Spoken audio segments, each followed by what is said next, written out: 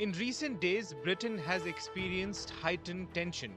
The country witnessed one of the worst outbreaks of violent clashes between anti-immigrant demonstrators and counter-protesters. The trigger for these clashes was the murder of 3 young girls in northwest England. The unrest fueled by propaganda and misinformation has spread to many towns and cities, including Rotterdam and Manchester. Despite that, those right-wing thugs who had already informed their millions of followers that the suspect was Muslim, they have not deleted their tweets. Now, the Prime Minister has since then addressed the nation twice, which in itself is quite unprecedented.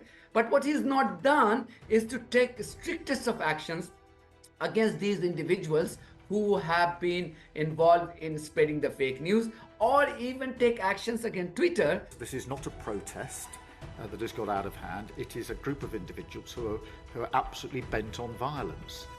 False claims that the knife attacker was a Muslim immigrant incited anger among far-right supporters. To combat misinformation, Judge Andrew Minari clarified that the attacker was born in Wales to Rwandan parents. However, far-right groups have tried to exploit the situation to amplify their anti-immigrant message, with anti-immigration activists organizing online protests. The UK has seen an increase in Islamophobic incidents and rhetoric in the recent years. According to Home Office data, race and religious hate crimes remain high, with Muslims being the most targeted religious group.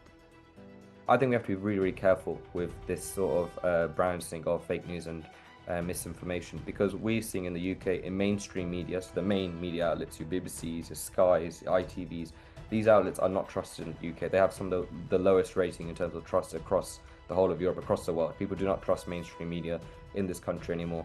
And so it's really hard in this country to know what information is true and what's not. Tommy Robinson has emerged as one of the key figures behind these protests. He has been a former leader of the English Defence League and has had a history of legal issues.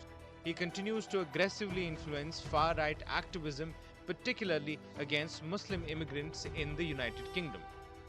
Racial equality and civil rights think tank the Runnymede Trust warned that violent racism has been simmering under the surface of society in the United Kingdom.